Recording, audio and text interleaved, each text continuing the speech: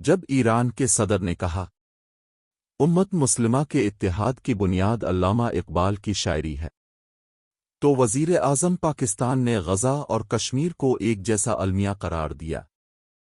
اسلام آباد میں وزیر اعظم شہباز شریف اور ایرانی صدر مسعود پشکیان کی تاریخی ملاقات ہوئی، جس میں پاکستان کی اعلیٰ عسکری قیادت اور فیلڈ مارشل نے بھی شرکت کی۔ دونوں رہنماؤں نے پاکستان اور ایران کے دیرینہ برادرانہ تعلقات کو مزید مضبوط بنانے کا عزم دہرایا۔ وزیر اعظم نے واضح کیا کہ ایران کو پرامن نیوکلیئر پروگرام کا حق حاصل ہے اور پاکستان ایران کے اصولی موقف کی بھرپور حمایت کرتا ہے۔ دونوں ممالک نے دہشت گردی کے خلاف مشترکہ موقف اختیار کرتے ہوئے کہا کہ کسی بھی قسم کی دہشت گردی ناقابل برداشت ہے۔ شہباز شریف نے فلسطین کے مظلوم عوام کی حمایت پر ایران کا شکریہ ادا کیا اور کہا کہ اگر ہم نے آج غزہ کے لیے آواز نہ اٹھائی تو دنیا ہمیں کبھی معاف نہیں کرے گی۔ انہوں نے کہا کشمیر کی صورتحال غزہ سے مختلف نہیں، اور پاکستان کشمیریوں کی جدوجہد آزادی میں ہمیشہ ان کے ساتھ کھڑا ہے۔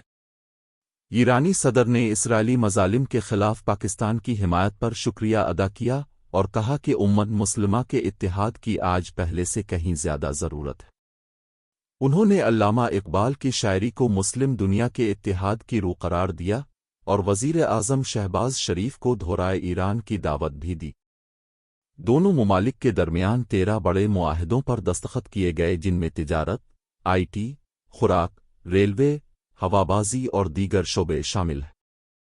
نائب وزیر اعظم اسحاق ڈار اور ایرانی وفود نے باہمی تجارت کو $10 ارب سالانہ تک بڑھانے کے عزم کا اظہار کیا۔ ایرانی صدر کے اعزاز میں وزیر اعظم ہاؤس میں گارڈ آف آنر پیش کیا گیا۔ اس موقع پر ایرانی صدر نے وزیر اعظم ہاؤس کے سبزہ زار میں یادگاری پودا بھی لگایا، جو دونوں ممالک کے تعلقات کی نئی شروعات کی علامت ہے۔ دونوں رہنماؤں نے اس عزم کا اظہار کیا کہ پاکستان اور ایران علاقائی سلامتی، ثقافتی ہم آہنگی اور باہمی تجارت میں ایک نئے باب کا آغاز کریں گے۔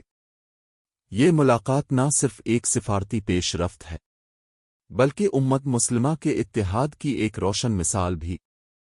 کیا پاکستان اور ایران کا یہ اتحاد خطے کے لیے گیم چینجر بن سکتا ہے؟